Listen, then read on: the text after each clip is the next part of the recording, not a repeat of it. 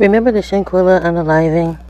And they found someone ran across the person who attacked Shanquella first. There was footage of Shanquella being attacked in a hotel room in Mexico.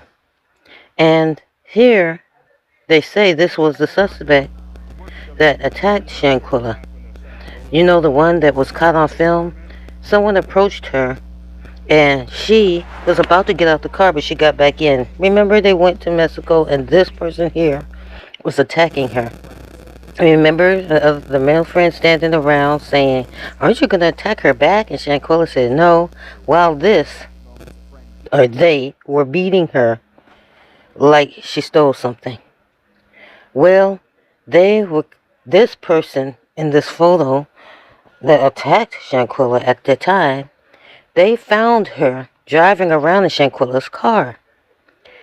They were boldly driving around, doing certain errands, going to high-end places, and when they were caught on tape and the man approached her, she started to get back in the car, they started to get back in the car and drive off.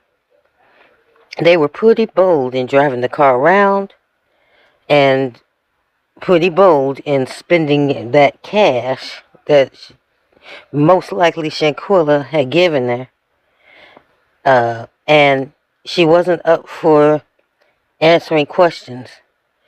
Okay? This is her attacking Shanquella. Remember? And there was no justice for her. Why? And this is in another country, I know. And when Ben Crump started talking as if it was the U.S., not just dragging their foot, it was just really weird. But I'm just really suspicious of all of them. Because you don't know what part any of them took in her death or them finding or not finding justice for this to this young lady who is gone. Then they tried to make it a political thing, and it was just crazy. Now, does this mean that somebody who is the same skill killer who can get away with this? Well, obviously she wasn't the same skin killer, but they really dragged their feet in this case. And Mexico's getting a new mayor, and so hopefully, Mexico's getting a new president, who is a woman actually, and hopefully they can bring some justice to this case.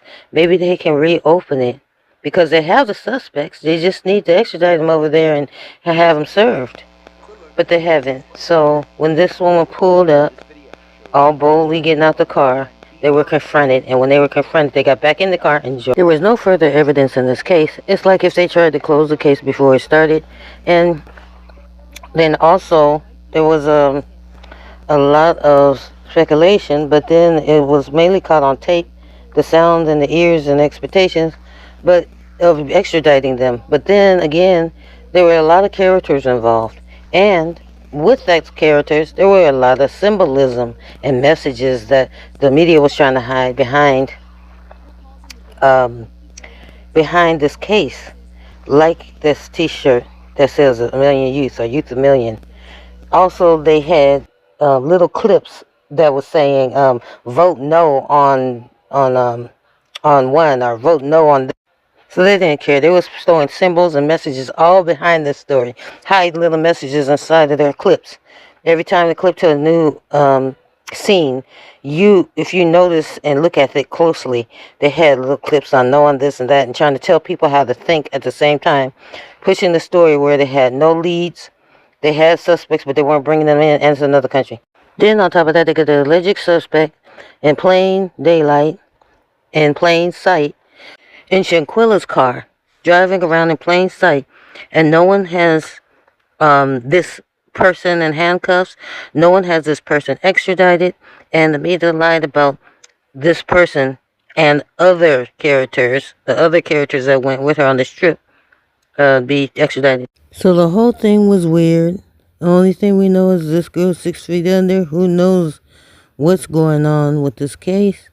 And no one's probably working on it. They probably just closed the case and thought that everyone forgot about it. Well, Look, all I know now is this one person who might be of any gender, we don't know, has taken her out and they still get to live. Okay? Talk to you soon. Ciao.